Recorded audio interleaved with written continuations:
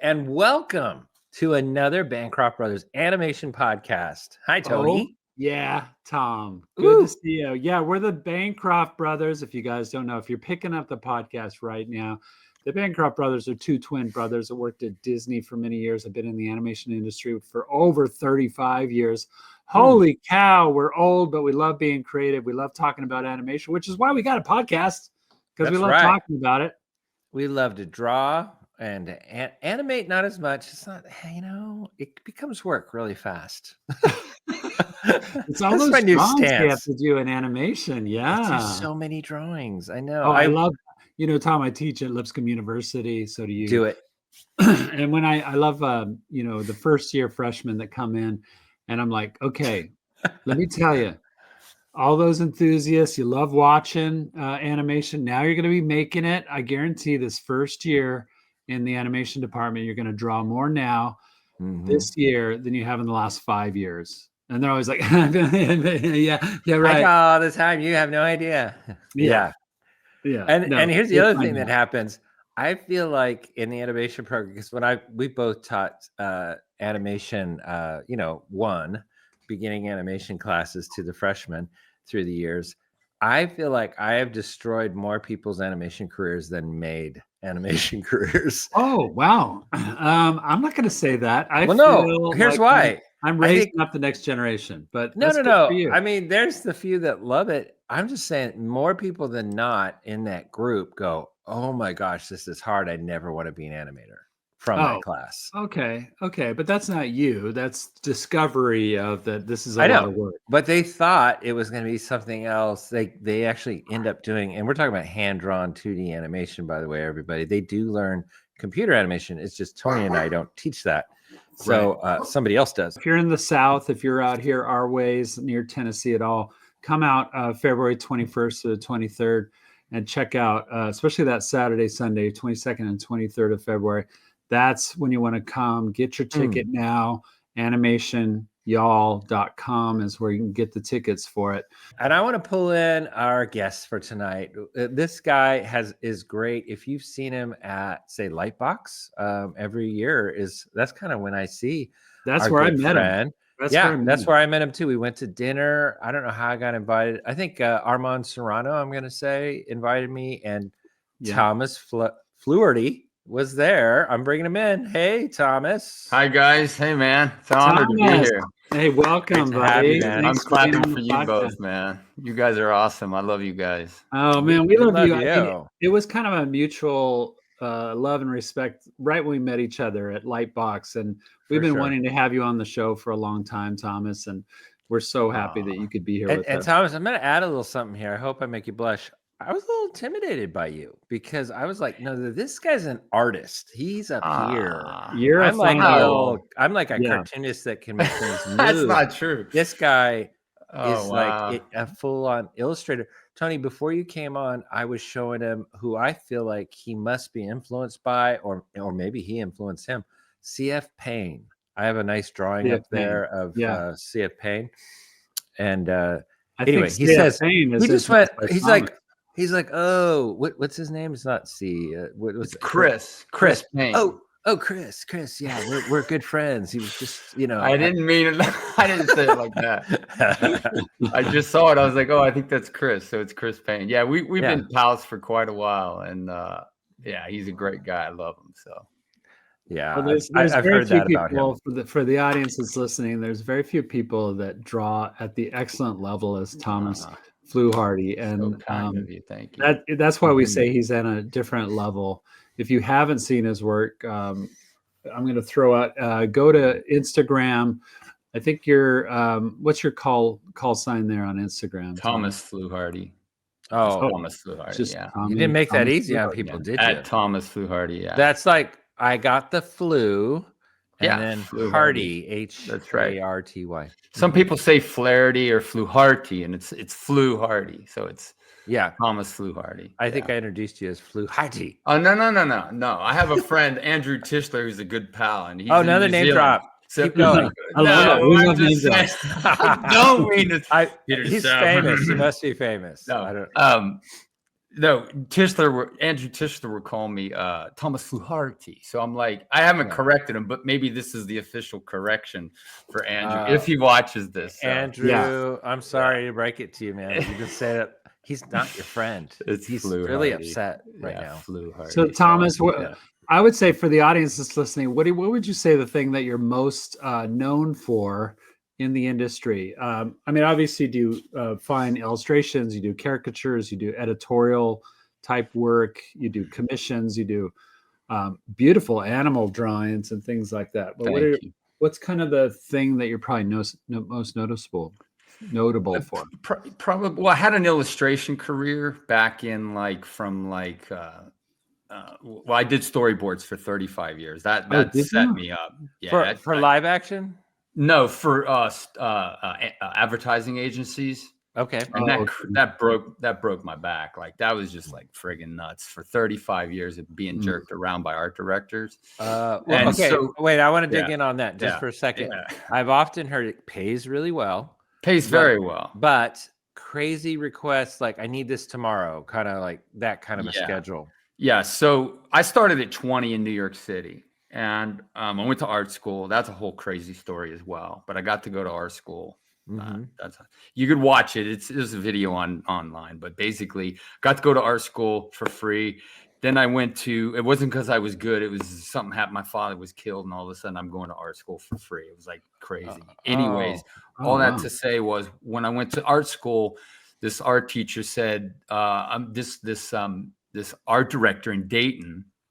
I went back after 1 year and showed him my work. And he said, hey, you're drawing Pete Townsend, Mick Jagger. Stop drawing that because it's not marketable. Make yourself marketable and you'll get your foot in the doors. You got to do layouts. You got to do markers. This is back in 82, right? Okay. So I went back and just poured everything into marker work. And then as soon as I graduated, it was a 2-year school. As soon as I graduated, this one place never gave me this job in Pittsburgh.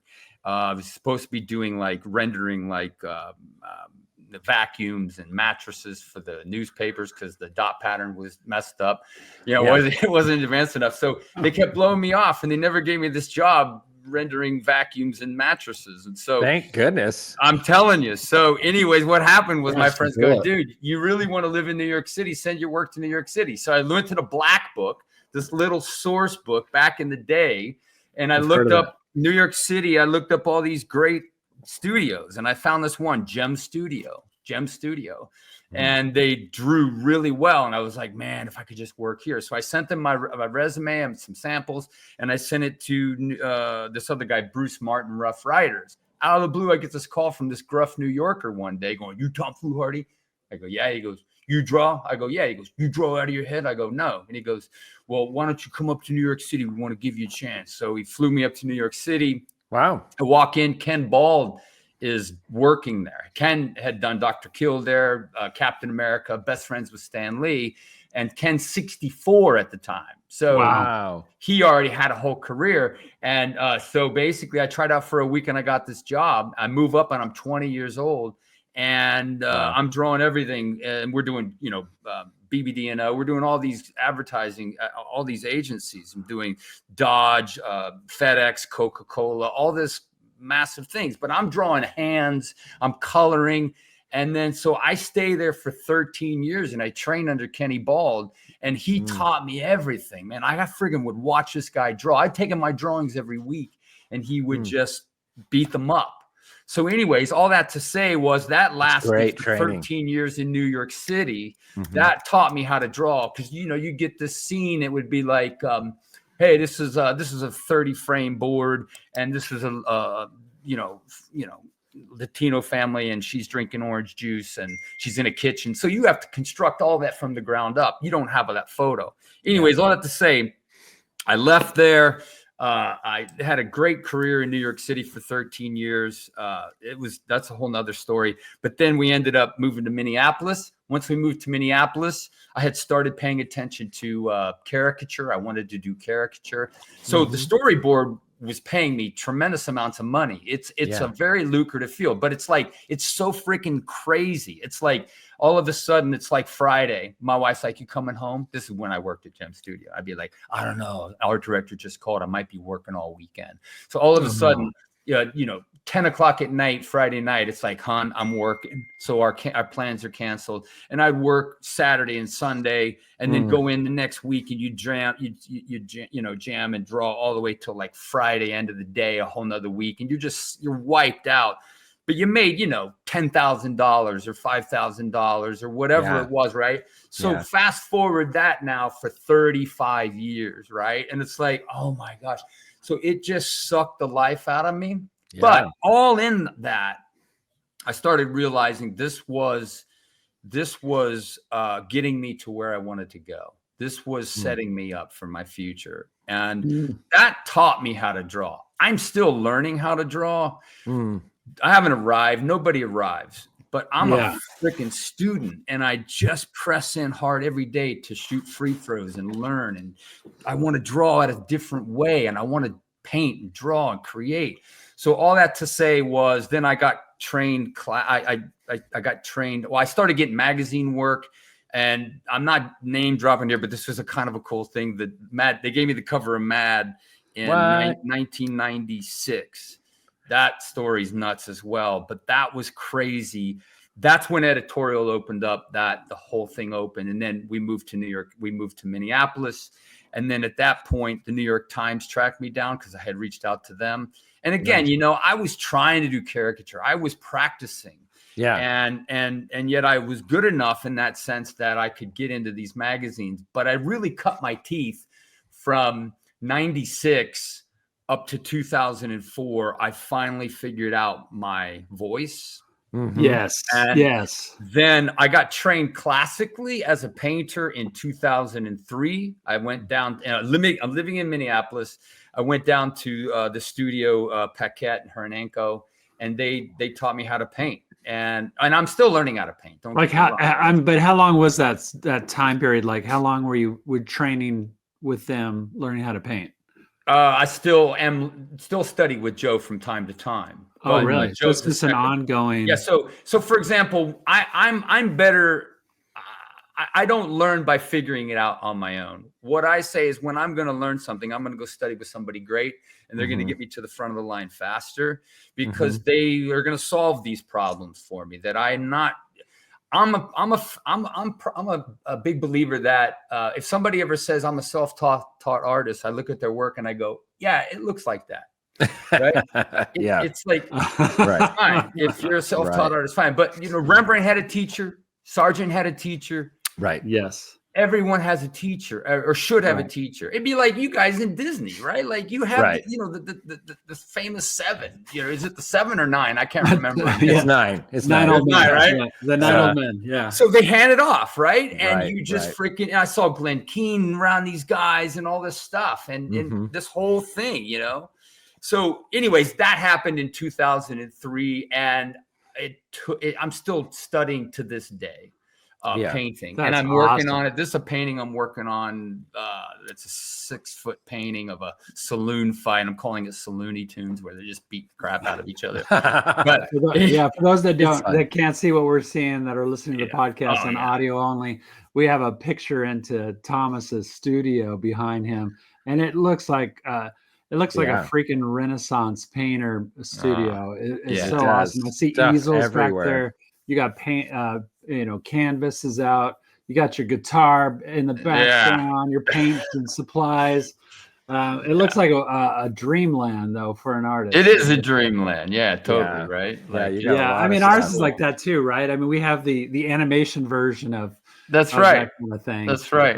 Books, totally. Toys, things it's joy. That. It's joy. It's like it's a happy place, I call it. Now, here's where I want to go, because like all this talk is awesome, and you're right. Mentorship is what you're talking about. Is you've been mentored. Oh, absolutely, dude. By some standing on shoulders, just old masters. Teaching the. Now, what we've been talking about is all traditional. Do you work digitally too? I assume. Yeah. So when I did storyboards back in.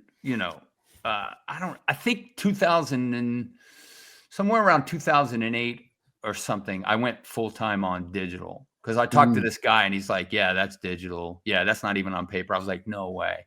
So at that point, 2008, I just got schooled. And I think lynda.com was in the game back then. I would just friggin' and then like working with my buddies, we had a studio called Pitch House. I think it's still around, but anyways, I would just learn that way. And so I started just drawing digitally. So I draw digitally to this day, every day. I don't draw every day digitally. I draw every day traditional.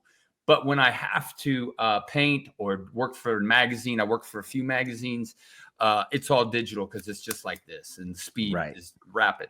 Revisions and then like easier.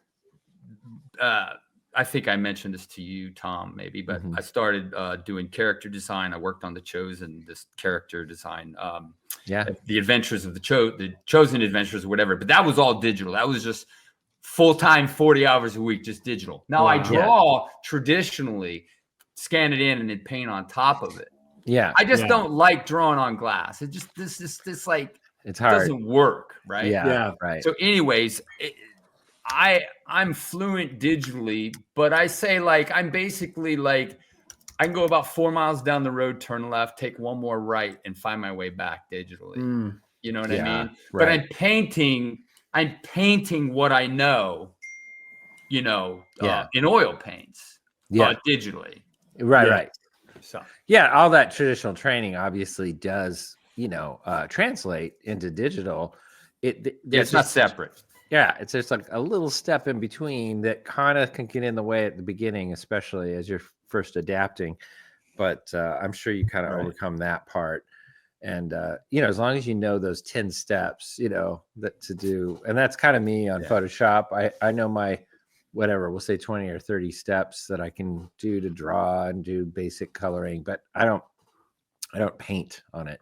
Really? But I've never been known as a painter anyway. So, Tom and I have always been kind of just like pencil and paper kind of, artists, just drawing the characters. And certainly I know for myself, I feel limited that I haven't tried to expand outside of that more, that I haven't drawn more backgrounds and, compositional elements. I've studied that. I feel okay about doing that kind of thing, but like you said, an artist can always get better. And that's where my headspace is too, is like, how do I keep growing? How do I keep moving forward? I can't just get into this groove, which it sounds like you were in for a while, but you still managed to break out of it. That groove of just making a paycheck, right? It becomes like an assembly line of art as opposed to you're really expressing yourself as an artist. But it sounds like, take me back a little bit, Thomas. You covered it really quickly, but it sounds like that cover for Mad Magazine was a defining moment for you. Was that when you were transitioning out of doing more advertising stuff and doing your own thing, finding your own style and look? Well, it wasn't so much a transition. It was always my dream. So, for example, when I was doing storyboards, we would work till 12 o'clock at night. And I had a cab ride home. I lived in Manhattan. I lived in Greenwich Village, in the Village. So I got a cab ride home. So because I got a cab ride home, I would stay till 2 because I had to be there at 9 in the morning. But I could say, that's 5-6 hours of sleep. I can do that. But I knew if I stayed later, I could develop and do the things I really wanted to do after I clocked in and clocked out or whatever, right? Yeah. So I always worked excessively beyond those times, developing and growing, because I knew where I wanted to go. So I wanted to do magazines. And I'd been rejected from all these magazines before Mad gave me a chance. And it was, I went to, Reader's Digest. And eventually I went to Time, and I developed a friendship with an art director there, and he started giving me work as well. But the rejection is normal for everyone, right? And so it was just something that I knew where I wanted to go. And then I studied at SVA to learn acrylics because that was the first step to create paintings that they understand. I was doing pastel as well. But all that to say is my goal was always to get into magazines because I was watching Chris Payne, CF Payne. I was looking at all these other guys that were in magazines, and, Drew Struzan was doing movie posters. And it was always like, man, if I could just do that. And so I met with his rep, and I got this Field of Dreams or something. It was some book that he had that was blue. And I was like, Struzan was like God, I was like, oh my gosh, Drew Struzan. He's so good. And I'd go to Society of Illustrators and all that stuff. anyways, once that happened, it was really cool. It was a huge thrill especially when the New York Times called me. That was a gigantic thing because they called me to do Jerry Lewis for. I hope none of this sounds like a brag. I don't. No, that's what the podcast is about. I'm just trying to say these things that happened, and they blew me away. It's part of your story. Yeah. Okay. So anyways, when the New York Times called, he called me out of the blue, and he goes, "You're so hard." This was before the internet. He goes, "You're so hard to get a hold of." And I just moved to Minneapolis, and he goes, "I have your card here, and would track you down." And he didn't have my phone number on there. Maybe he did. I don't remember. But basically, he called me up, and he says, "We have Jerry Lewis." This is for the Sunday Times Magazine. The New York Times Magazine was like, I lived in New York, so I knew this thing. Yeah. It was a gigantic ride. If you got it, it was a huge profile. And I was like, oh my gosh. They said, "We have Jerry Lewis, 5 paintings, 5 caricatures, and $500. I go, wait, 500 caricatures for so $100 a piece? He goes, yeah. I go, let me call you back. And so I go to my wife. I'm like, they're only paying $500 for these caricatures, you know? Yeah. And I was like, I call him back and I say, "Hi, Paul. It's Paul Jean at the Sunday Times." And I said, look, this is amazing that you called me. I appreciate it. But how about $750? $750 or not at all? He goes, "Okay, $750. So I did this thing for $750. Wow. And it was so cool because I was like shaking, knowing that. Which I just want to say this for our listeners. My guess is that $750 would have been closer to what you would have charged for 1, not 5. Oh yeah, easy right? Editorial. Yeah, that's about right. That would be about right. 3,500, something like that. You know, for a job of like 5 spots. This was 98. Okay, so this is really crazy. So once that happened. Once that came out, I knew that if I took this, quote unquote financial hit, that it has potential to be seen by gigantic, yes. thing. So anyways, as soon as it came out, again, and not a brag at all, but my phone lit up. It was back in the day of, "You have 15 messages," and it'd be like, "Oh my gosh," and I'd be sitting there like, what? And it was like Outside Magazine gave me a weekly gig in there, and at this point, Mad Magazine already gave me a monthly gig. I was, for a short time, the Usual Gang of Idiots, and that was happening. So all this editorial stuff happened, and so GQ called, Entertainment Weekly called, just every magazine. Yankee, I think it was the Yankee. There was a magazine out of the East called Yankee something. And so anyways, I just got this, everything happened from that. But in the meantime, storyboards are still going on. And I despise storyboards because I hated it. Yeah. But I thought this was going to make me happy. As long as I can do editorial, I'm going to be happy. It doesn't work that way. It doesn't work that way. Like, this is not given to us to make us completely, entirely happy. We know that, right? But it was cool.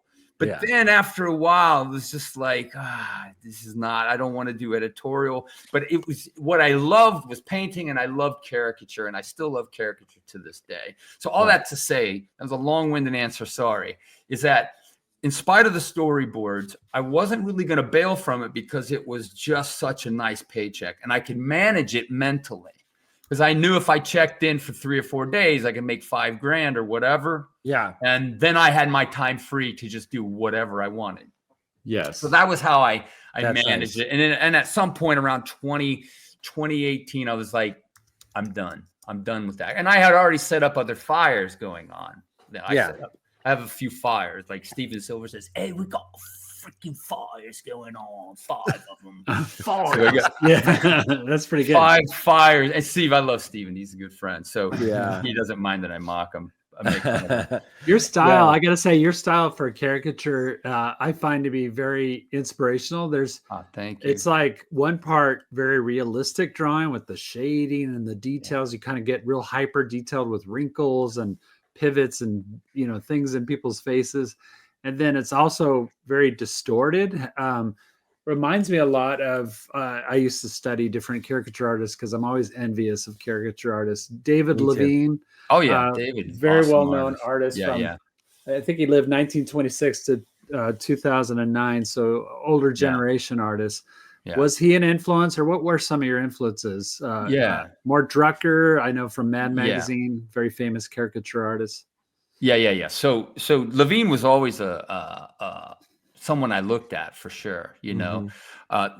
So he was a very, very accomplished painter as well. If you look at other side of him, that guy was friggin' awesome. So I always say this, exaggerate. So I look at, so caricature is a big tent. Yeah. And when I did go to Mad, this guy, one of the creative directors there, he's like, I like what you're doing. It's not big nose. And this was Joe Orlando. And so he was pretty big in comics, but there's Big Nose. And I don't do Big Nose. I don't do gag. What I'm doing is a narrative. It's like a creative narrative, a take, a story, more involved. So, but exaggeration is what I'm gigantically drawn to. So, but also the classical side I bring into it because I want to take it out of cheap. I want to bring it, I want to make it sophisticated. So that's what David Levine is doing as well. He has a classically trained edge to him.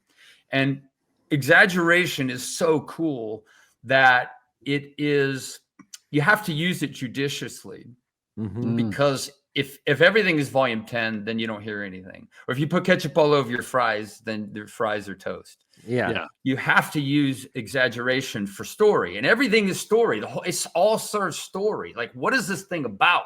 Right? The essence. Yeah. So if you just go big nose or big ears just because you just want to laugh, fine, go for that. What I want to be is sophisticated. There's another artist, Carlos Nine, I think it is. Carlos looks like Carlos 9. People will say your work looks like his. Well, we're all nobody's inventing the wheel here, right? Yeah. What I want to bring in is a little bit more of classical approach. So it's almost like my buddy Kevin Sacco, who's an amazing artist, one of my mentors. He said Rembrandt with a funny bone. So I like that definition. I'm not equating myself with Rembrandt. So what I am is I've studied Rembrandt, and I study Rembrandt to this day. But I'm not original. I'm not the only one that's done it. I just love drawing, probably primarily over everything. It's I funny, love exaggeration. I'm going to cut you off. You said you're not original. I feel like you're very original. And Tony has mentioned a couple people, and you've mentioned a couple people you're influenced by. And I even said CF Payne. And so, there is little things that obviously we're pointing to, which is realistic, kind of rendered stuff that is caricatured. But when I see your stuff, I know it's you. I know it's cool. Thomas Fluharty. Awesome. That's cool. Really stands out. I think it really does. So, and you know what? The really interesting thing was too, I can go back to when we were growing up, Tony and I, when we went to CalArts, they were talking about, and the 9 Old Men started this, but it was still being passed down at CalArts and stuff, was caricature, and I always thought of it as, that's what you go to a theme park and they draw your head really big and now you're on a skateboard, little body. And, and it's markers and stuff. But Tony and I came from that golden age of, or we'll say second golden age of print illustration and newspaper illustration that really doesn't exist anymore, unfortunately. Right. It sounds like that's where you really took got your foothold. But caricature was always referenced to us in the animation side of things. And I never saw it, and especially with character design. They'd say, you got to be you got to know how to caricature the things you're drawing. Right. And I always thought that only meant one thing, which was the big head people with the little bodies. Kind of caricature, like a likeness, of somebody that's been cartooned. And it wasn't until later that I got it, okay, I see that. It's true. Even a lamp, if it's a very cartoony, that's exactly right. You're caricaturing that lamp. That's exactly right. A simplification, but also trying to find the shapes that are going to most define that lamp and not make it look realistic, right? You want to play with those shapes. And that is caricature, honestly. And that's exactly right. I'm trying to work this into you being a character designer now. So you just said it before that you character designed for this show that's a spinoff of The Chosen, the animated show. And I've seen, and actually at Lightbox, you showed me like a lineup of all the characters, and I was like, and there's animals in there, of course, some sheep and whatever. Yeah. It looked so amazing. And I've already seen, I know they released a trailer, or like a little teaser trailer for that show. And you had to caricature the guy that plays Jesus in the in the actual TV series, the live action one. And you nailed it, of course. Thank you. But it's so fun. Like there's nothing like that. And it's CG on top of that. So I'm going to just dig a little deeper and tell you that I've never seen a CG animated TV show that has that kind of fun and flair to the shapes and the character design.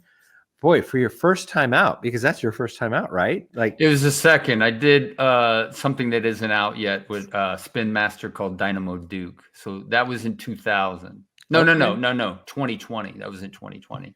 Oh, but this was really me for me. The other one was me for me, but then Spin Master got involved and started putting weird things and colors and stuff like that. This was where they wanted me for me, and it was really a phenomenal thing because it allowed me to build a volume of work to now show. Although I'm not able to necessarily show everything yet, but the point is, I approached it from a caricature worldview. It's not big nose, but it goes back to what you're saying. And I'm going to do a video on this, on a reel on this. Good. I just saw it. It's just basically caricature is not big nose. It's worldview. So caricature is how you see the world. It's how you see a button. It's how you see a screw. It's how you see a knuckle. It's how you see a shoe.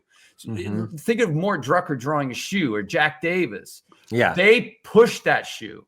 Yeah. They designed that shoe. So design is everything. Absolutely everything. So when I designed these characters, it was all, I did this sheep. So basically when they reached out, they said, look, Sam Mishlap was the production designer, and I love Sammy. He's an amazing artist, amazing human being. I love him. And we became pals. So anyways, he wanted me to be me. But the point was, as I approached it, I wasn't trying to copy Peter DeSev or Carter Goodrich. I love those guys. They're great artists and they're great designers, without a doubt. And you know, these other guys, Carlos Grangeles, they're great. But anyways, all I said was, I'm approaching this from a caricature, big head, tiny body mentality that has to be present in everything. So when I did this sheep, it was a big head, tiny body. So it was 2/3 and a third ratio. Yeah. And everything had to fit into that. So it was wild. And everything had an asymmetry to it, a wonkiness, because that's what I love as well. Yeah. And so those characteristics are infused into everything. And it was so funny because when I was working with Real Effects in Canada, and then this other sculptor dude, Anand, out in India, I'd hand him a design. He'd come back with traditional, like almost corrections. And I'd be like, no. This is the mentality. And I'd have to like school him with these little Camtasia videos to say, here's what everything is. Because all of Rome, all of Jerusalem that was designed by Sammy and his team, his designers, had a theology, if you will. It was there's this whole Rome has a system of thought. The Jews, when you start drawing Capernaum, that has there's like a template. There's rules, right? So this had rules as well, and it carried through in everything. And they let me be me, which was amazing. The team was unbelievable. So all that to say is caricature is present. Yeah. I got to say, I mean, for any character designer, and that's very rare that a character designer gets hired for their style, their look. I mean, you know, you see that in, like, say, Chris Sanders, who's the director, but also the character designer for like Lilo and Stitch. I know who he is. And the Lost Bad Robot, or not Bad Robot, Wild Robot. Robot. Yeah, and the Croods and things like that. Yeah. So, you know, it's very rare that you get to really explore your own style, your own look in something. Now that you have, do you feel like that's going to be an open door for that to happen more? Like people are going to go, I want a Fluharty here. I need a Fluharty. I'm hoping that's the case. I know I'm Johnny come lately, And I know there's things that like sort of like play in my mind, but I'm not trying to be anything other than me. And I want a chance to be able to create a world that I would want, or that it's natural to me. But I need a team around me, because I'm only as good as Sammy Mishlap, to be fair. So I would do these things, and Sammy would be like, and I created these Romans that the friggin' helmet was down below his eyes, and it was such a smashed helmet. And it was so funny, and they went with it. But the team, the few of the comments from the showrunner, Ryan Swanson, Keith Alcorn, who did Jimmy Neutron, and then Chris June from Cloudy with a Chance of Meatballs. These guys, we knew we wanted it to be something that was like Cloudy with a Chance of Meatballs, where the freaking, I'm gonna get you, and he has like gigantic hands, right? Like I hadn't seen that before. Yeah, the cop character. Yeah, it was just cool. So, anyways, all of this allowance and this team of collaboration, they would always choose my favorite designs, and I'd be like, and then I'd have to tweak them and change them and modify them a bit. But it was just enough that was there. So I want to do this full time, but I believe it's probably not going to be as juicy as this is. Right. And I have to figure out a way to, and I have a rep. It was a sweet lady that reps a number of people in LA. She's repping me. I'm getting my sort of my book together. And she's going to start showing me around and getting me work. So my goal is not to be one, and I don't mean this arrogantly, one of 200 people in a room. What I want to be is they're coming to me for me.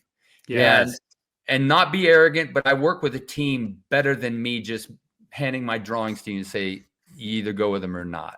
Like I want feedback. And I want to jump in there, because it sounds like the beginning of your career, you got work because you could just draw anything. I mean, that's what advertising is, right? It's like, okay, now it's this family at a kitchen table. Now it's a car commercial. You draw cars realistically. Right. You know what I mean? Like, you got to be versatile. You got to be able to draw whatever they need.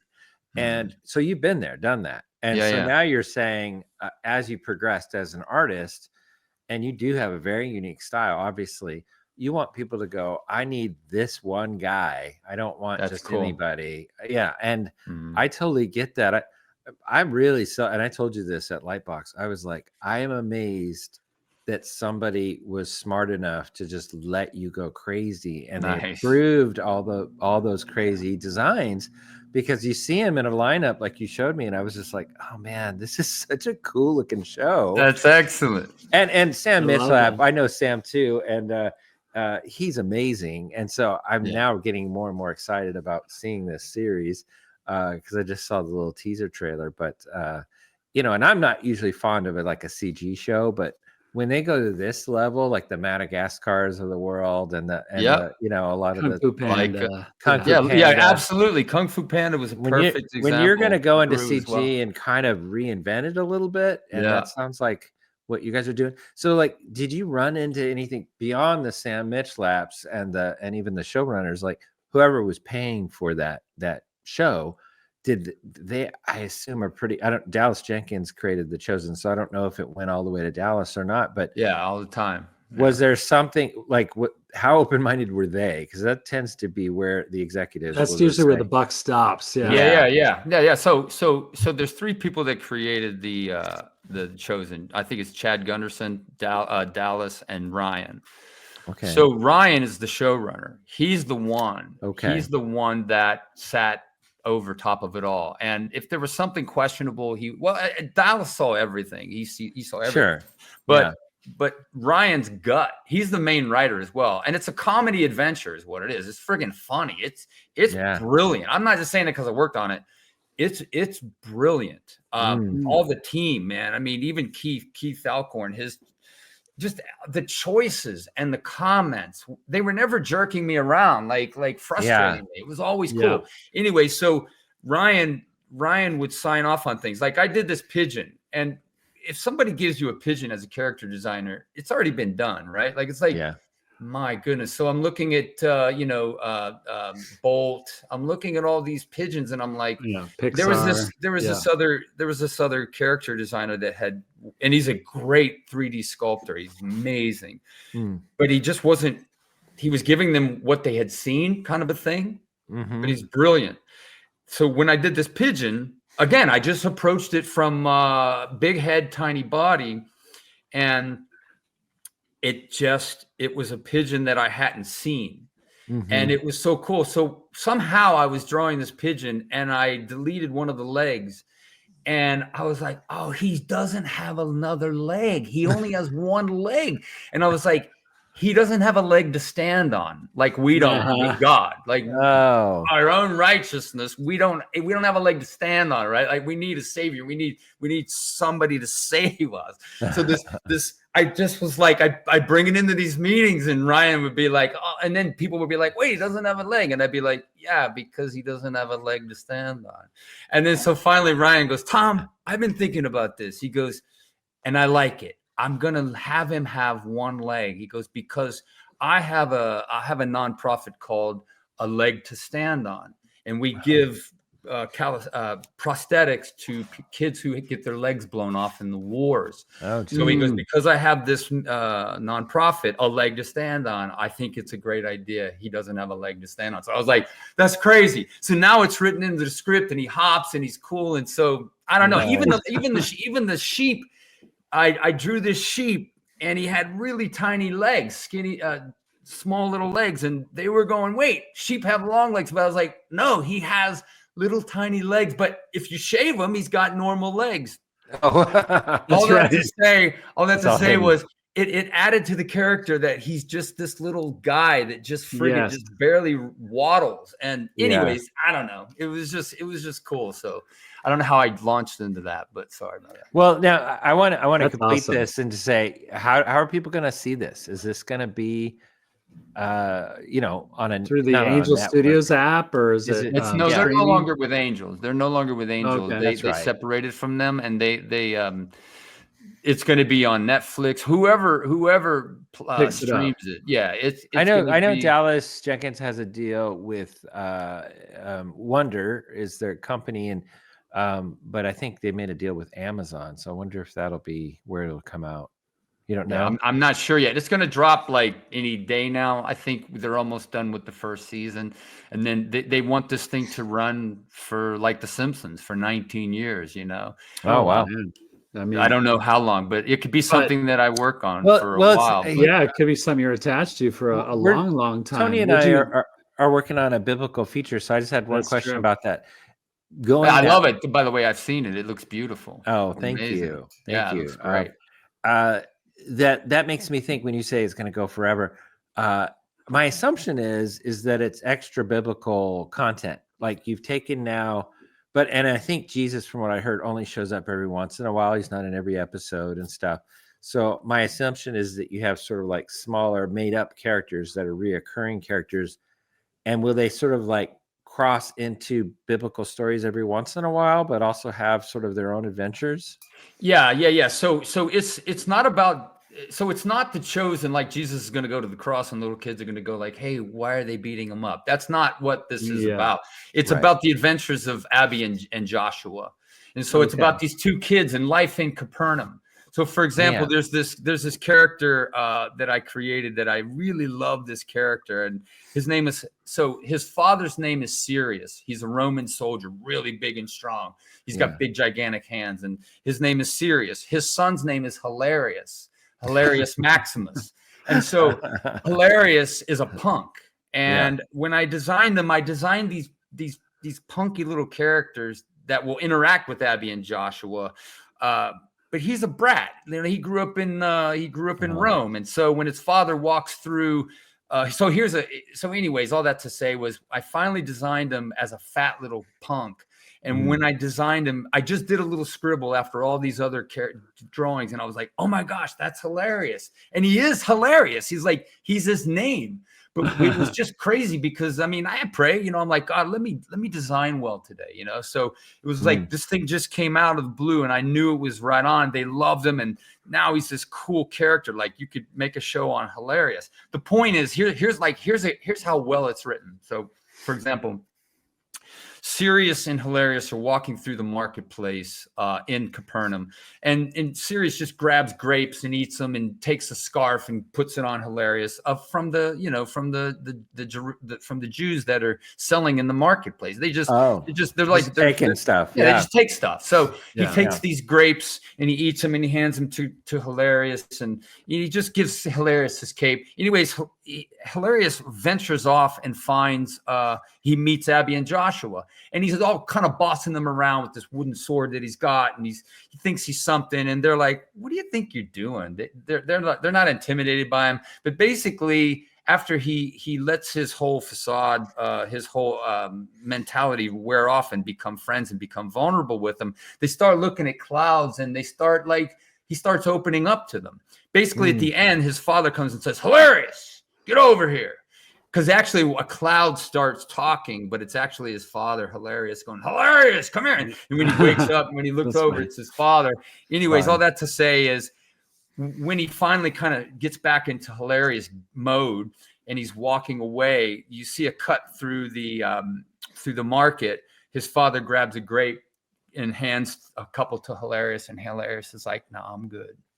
Wow. You know, like he has a heart change. So he does. Yeah. He doesn't want to steal from the vendors. It's just cool. Yeah. Like it's just cool. So there's all these different moments then I've only seen a few because I haven't been on the show for a number of months now, but it's gonna be really cool. So I'm great. I got a question for you, Tom. So as and this is really related to character design, but with your traditional background and being such a fine artist and drawing all the time, and now you're doing character design in the world of animation, which is probably a little different for you, but probably the biggest thing is that now you're working on a CG series. How was that for you the first time you started seeing your drawings transferred into CG models?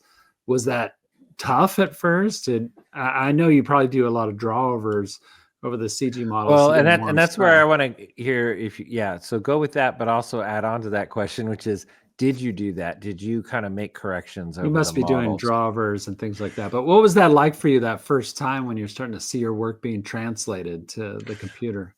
It was really cool. My main thing is I would do a spark, I would do a drawing, I would do 15, 20 drawings of these characters of options. And then they'd say, "Well, that's a little too much, give me 7." So I started boiling it down. Usually I would get like, "Oh my gosh, I love this one," right?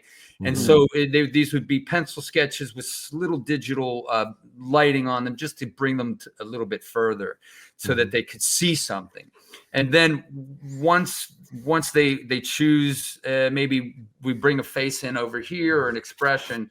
And then once I would get that drawing, sort of go back to another meeting, they'd say, "Yeah, that's it." And then we'd hand it off to Anand, who's in India. And he worked on Shrek. He's amazing. He would come back. And then, wait, I got to dig into that. Yeah. Are you saying there's no turn sheets, that he's just working off one drawing? He's working off of one drawing, and he could create a 3D turn off of this character. Wow. And it was friggin' unbelievable. Wow. So I'm not doing turns. I don't like turns. They drive me crazy, right? Like, what you guys do. If I have to draw like a slight turn, and like I never was a fan of the, like flipping through these minute changes. Like it just drove me nuts. But I would give on this drawing, and I can show you when we hang up. I'll send it to you. I would give him this drawing, and he could create a 3D turn.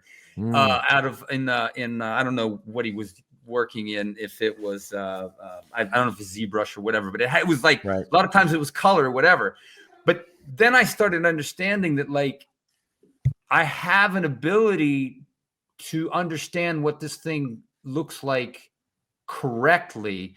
And there's this ability that I have to be able to say, no, his hair would go back. There's more head here. And so because I've been a teacher forever, especially when I was doing storyboards, I've always been able to help people maybe think or draw or whatever, right? But I was able to do these Camtasia videos and, first of all, encourage him, like, this is incredible.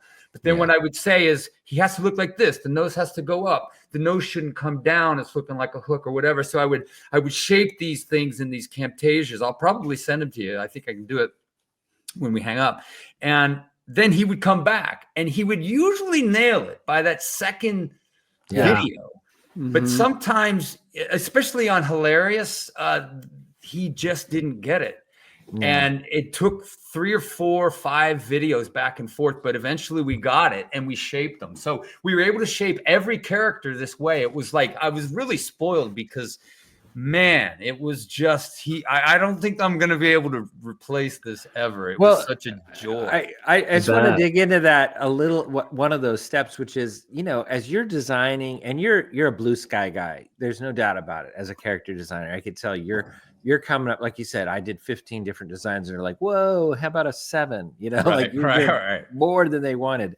And I bet you're great at that. And that's comes from your caricature background and all that. But and as you admitted, you don't like the technical side, the turn sheets and stuff. But does that mean that when he would send back your thing, like, did you, in your head, you already knew what the side view looked like, the back view? Do you feel like you're good at that part of it? So that when you saw it, you were like, from different angles. And that's what I mean, is like he had different angles that he was now showing you that you've never seen before because you didn't draw them. Was that sort of like, oh, wait, that's true. That would become this in a side view. And now I don't like the design anymore. That didn't happen. Fortunately, that didn't happen. And it was bizarre because I have 40 years of experience, 41 years of experience. I'm actually shocked that I was able to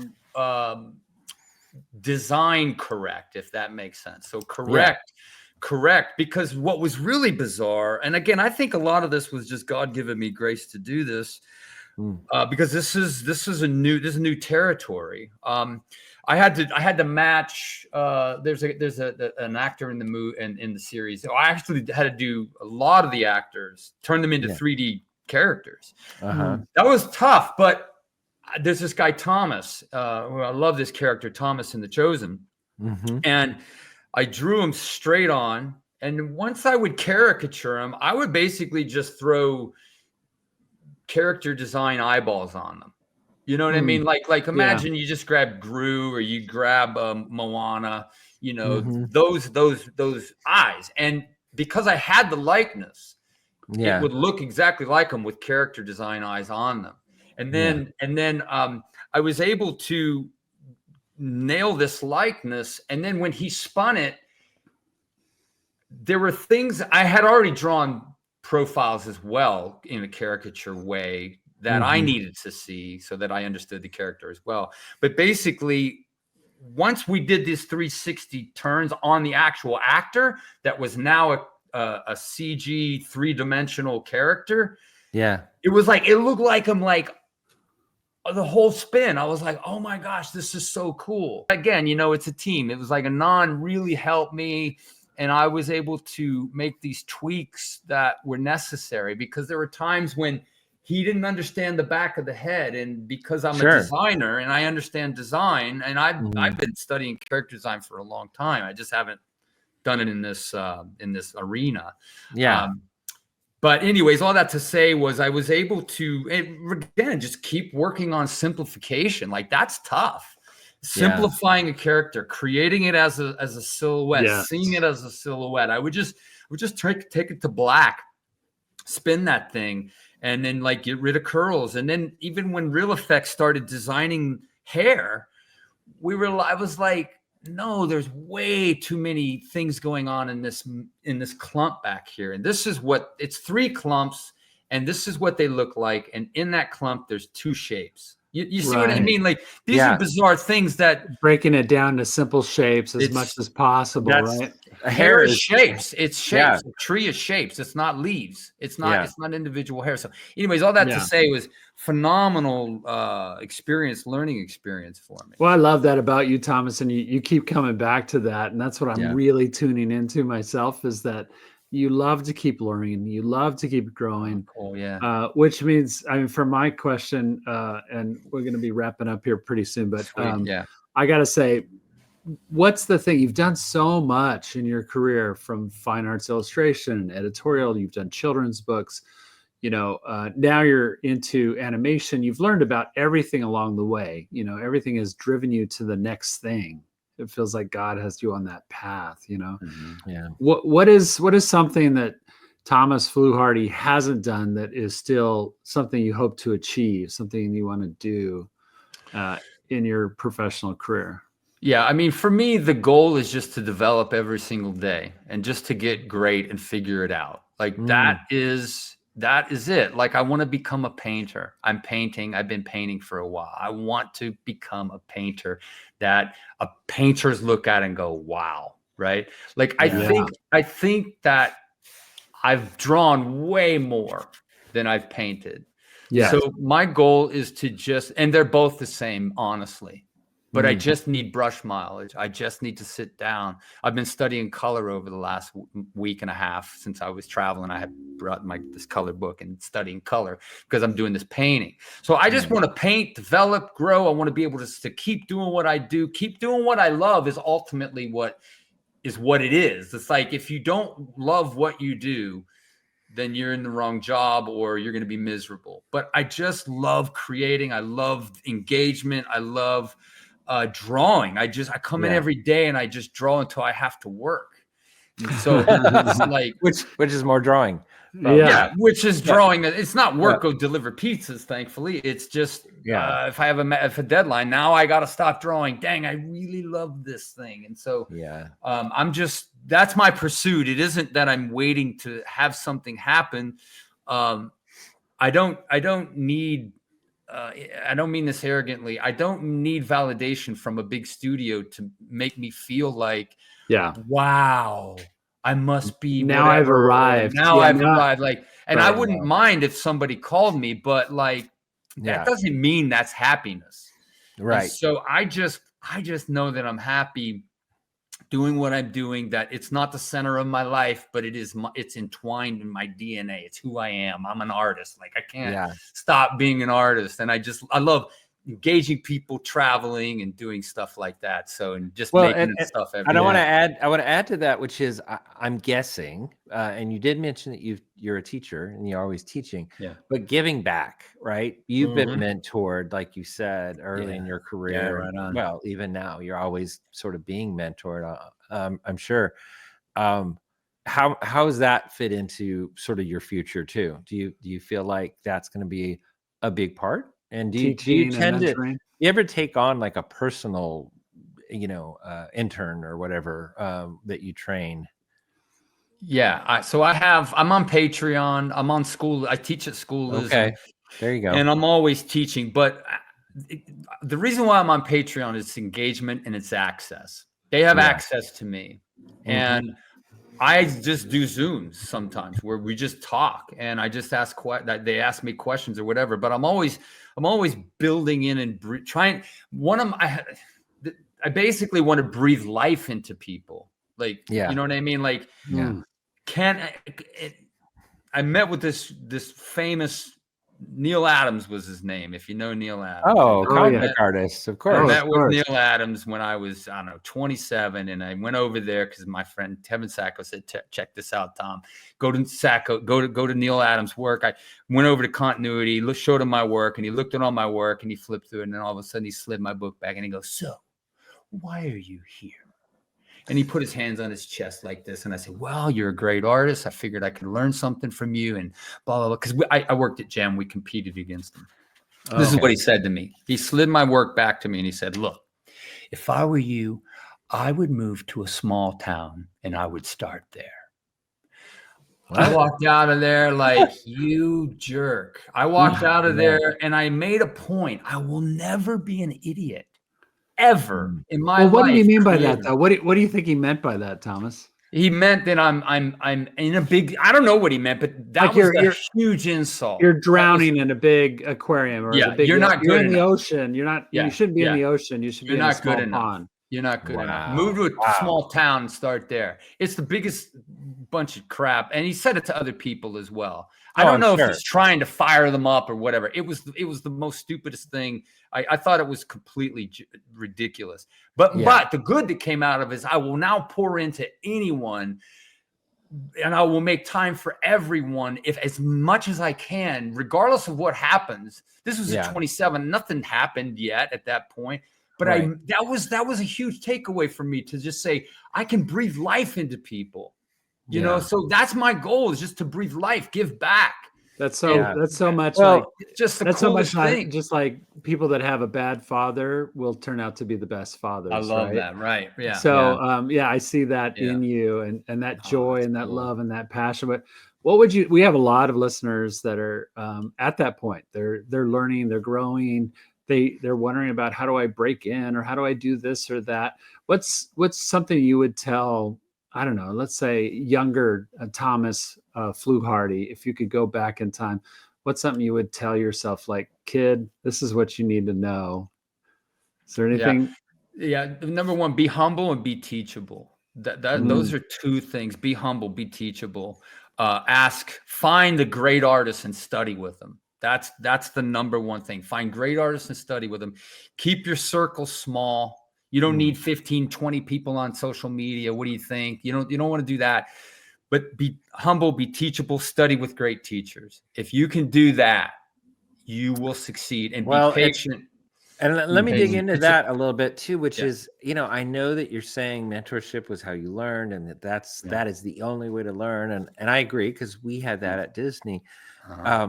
There's a lot of listeners right now that are getting frustrated because they hear that and they go, that's what I want, but I can't find anybody that'll agree to, because I've gotten these emails and I'm like, no, sorry, I can't take on mentorship, right? But you are on Patreon, and I know other artists are too. And maybe that is, so I guess what I'm asking is, to those people, how should they go about finding that artistic mentor? Well, this happened back at Lightbox. I did this talk. I did a drawing talk and was drawing in this demo thing. And this kid afterwards came up and said, hey, I love your work. Could I have this drawing that you drew? And I was like, what's your name? And he says, Max. And I says, Max, it's not a good drawing. I can't give it to you, because I thought he would put it up on social media and everybody could see that I suck. So I was like, no, Max, you can't. But anyways, I said, I'm sorry, I can't give it to you. I usually give things away, it doesn't matter, but that was not a good drawing. Anyways, he came up to my booth, and he was just kind of hovering around and looking at my stuff, and he was just like there. And then he bought something or whatever, but he just said, hi, I'm Max again, I'm back. And he just was a great guy. Anyways, he sent me this amazing email like a month or two later, and he said, hey, I don't know if you remember me, blah blah blah, but he laid out this plan of his life and what he wants to do and how he wants to do it. And he says, if you ever want any help at all, blah, blah, blah, I will be there. I'll help you in any way. We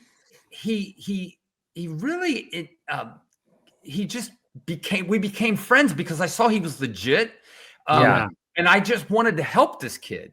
And now fast forward 4 or 5 years later, he came out last year to Lightbox. We hang out. He's now one of my, I work with him all the time. I give him an hour we trade hours. So he's now working with me. My point is, oh, nice. Befriend them in a way that you just want to serve them. Yeah. We didn't have this when I didn't have access to anybody, but there are ways to not be an idiot, to not be weird, but just to say, look, is there anything I can do to help you? I'll give you 3 hours a week, 4 hours a week, and you just start working with that person. That does mean a lot. I plug in. Yeah, I love that, because I tell my students all the time, you can make connections through social media. You can go to conventions and meet people, as long as you're not obnoxious. We're always demanding, especially when we've all had Instagram messages come our way from people that are like, I would love to have a drawing. I love your work so much. Can you send me a drawing? Here's my address. And I'm like, free. You just want me to take my time to make a drawing for you. Right. It and it's doesn't a make, it doesn't make stranger, sense. honestly. Yeah. And, It's and they asking could be too just much. taking it and selling it on eBay. But for them to be, I always tell my students, start off by going, tell them what you like about them. I follow you for years. I admire your work. I just wanted you to know that. Click, I'm done. You come back a month later. Hey, it's me again. I love this drawing that you just quoted. You just posted this really cool thing. I wanted to ask you just a quick question about what kind of pencil did you use? Now you're starting to just have a relationship, and you do that slowly because relationships need time to build. Right. Trust has to be part of a relationship. Yeah, that's right. And so the artist that you're contacting needs to feel that safety and that trust in you too. And they also want to see that there's a need there. I can actually help this person if I just go a little farther, if I give them a little time, and it feels good. We want to help. We want to give back, right? Right on. As professionals. But it is how you approach. It is how you approach. You're not asking. It's not right. It's not taking right off the bat. Yeah. And I totally agree with that. I don't know how many people are like, oh, I love your work. Give me a review of everything on my Instagram. Yeah. Right. Yeah. Go to my link and give me a review of my portfolio. What? I don't know you. And Yeah. So he was legit when he reached out, and again, and you could tell that he's probably a doer, right? Somebody that was going to actually do the things he was saying and the goals he was making. Yeah, he was entrepreneur of the year at whatever college he graduated from. So he's in the game, like he's going to succeed. Yeah. He's just a great guy, but he's just got this personality. But he's legit, like. He does things for me that would take up my time, and then I just said, look, let's just barter, because I think at one point he was just like whatever, and I was like no, let's just barter. I'll give you some time, you give me time, but everybody's busy. You guys are busy, and the access that people have, like you said, Tony, if you do it right, there are ways to connect into busy people that you can get in their lives, and you can become, through the years, opportunity could open that way. Oh yeah, for sure. You know what I mean? Like I say to people, if I got a job as a designer, I wanted to be a designer, and I went to that place and they say, no, the senior designer job is but I'll start in the mailroom. Like people start in the mailroom all the time, and then they ended up the CEO. Yeah. You see what I mean? Where it's like, go get them coffee, and then you're building relationships. Yeah. Well, hey, I love that. We're going to have to call it, Tony. I understand. We're at time, but man, this was a lot of fun, Thomas. Getting to know I'm honored, you, guys. Digging into your life. And I hope that our listeners got a lot out of this, and I'm sure they did. I know I did.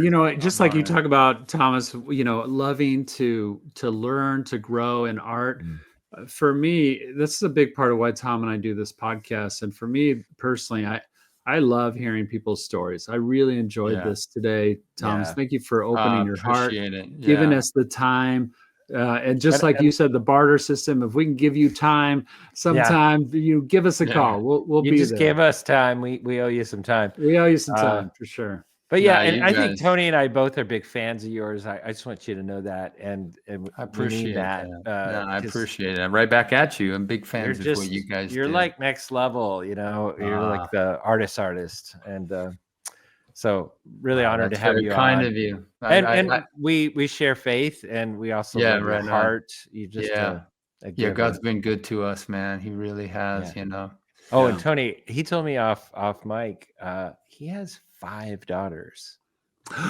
Yeah. Oh, they're all grown up. You're gonna go poor with weddings. Oh, you've already gotten through the wedding phase. Yeah. 2. Really? Let me see. 2 are not married. Yeah. Okay. One has one is probably never be married. She has a nonprofit down in Bolivia, Santa Cruz, to orphans. So she's done that for 10 years. I don't see her getting married, but she just loves orphans. And the other one is maybe married at some point, but so it's pretty amazing. And have 4 grandkids. So you guys have grandkids, don't you?